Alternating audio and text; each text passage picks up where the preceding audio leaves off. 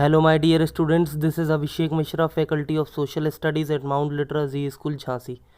In this video, I am going to teach you class 11th Political Science chapter number 2, Rights in the Indian Constitution. In my last video, we had discussed about the case study and the rights that are called as fundamental rights that are given in South African Constitution. So here in this video, I am going to teach you about the rights that are given in Indian Constitution. So directly coming to the very first fundamental right, that is the right to equality. As I had told you earlier in my video that the article number 12, from article number 12 to article number 35, fundamental rights are given in our constitution, in which article 14 to article 18 deals with the right to equality. Now consider the following two situations over here. These are imaginary situation, but similar things do happen and can happen. Do you think they involve violation of fundamental rights? As we had studied the case study of Mackal also, so there was a violation of his fundamental rights. Another story is given here. Swadesh Kumar is visiting his village. He is accompanied by one of his friends. They decided to have a cup of tea at the village roadside hotel. The shopkeeper knew Swadesh Kumar but asked the name of his friend to know his caste. After this, the shopkeeper served tea to Swadesh Kumar in a nice mug, while his friend was given tea in an earthen cup because he was Dalit. An order is served to 4 news readers of a television channel that they would no longer read the news on screen. They all are women. The reason given is that they are above the age of 45. 2 male news readers above the same age are not barred from presenting the news. Means in these two case studies, we had seen the casteism and the gender discrimination also. In the first case, we had seen the untouchability that was supposed to do with the Dalit or the scheduled caste people in India.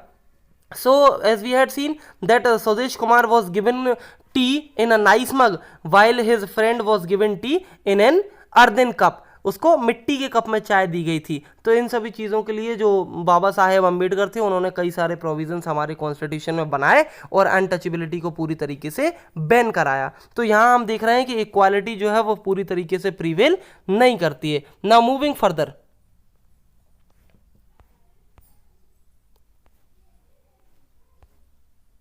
Constitution of India.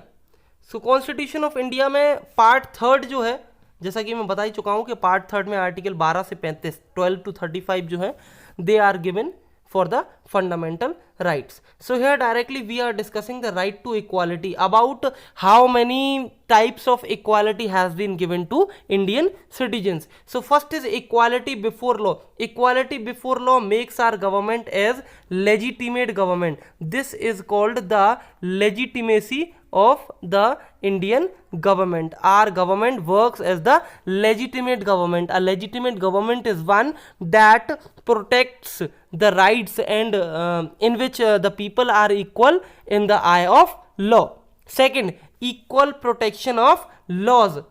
Prohibition on discrimination on ground of religion. Equal access to shops, bathing ghats, hotels, etc. Equality of opportunity in employment, abolition of titles, abolition of untouchability. So these are the equalities that are given in Indian Constitution, and you can see such equalities prevail in nowadays too. Now the second fundamental right is right to liberty and personal freedom. There are some certain freedoms that are given in your constitution. First is the speech and expression. You have the power to express your views, but if you have the liberty to speak, so you are not going to harm the testimony of any citizen. Matlab you should speak in such a way where you are not going to harness the liberty of another person. Now to assemble peacefully, if you want to do a meeting in your country, you may do the meeting but without carrying the weapons. Form association, move freely and to reside in any part of the country. Initially there was a issue in residing in some parts of our country that are the inaccessible region of Jammu and Kashmir, but after the abolition of 370 article, now you can reside over there also. Practice an profession or to carry or any occupation, trade or business for your livelihood. You can adopt any of the business or you can do any of the government or private job that you like for you or for yourself. Now, right to life and liberty. This is the basic right of liberty कि you all have the right to live. No one can kill you, no one can take your life in name of religion or anything. Rights of the accused and convicts. Some rights are given to the prisoners also, those who are the culprits. Even the rights are given to them to protect themselves whether they have committed a crime or not. Now the third fundamental right is right against exploitation. Right against exploitation means शोषण के विरुद्ध अधिकार. No one can force you to do any particular thing. Prohibition of forced labor, that is called as begar, or you can say it as indentured labor. So this is abolished.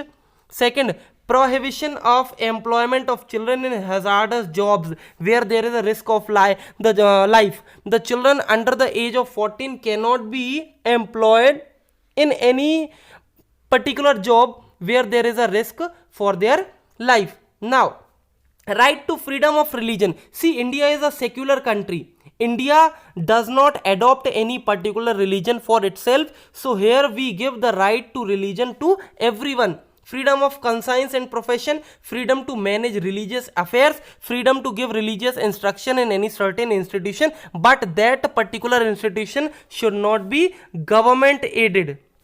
That should not be government aided. Now, cultural and educational rights of minority groups. Just to save their interest, we gave some cultural and educational rights of minority groups also, so that they can spread their culture and can protect themselves.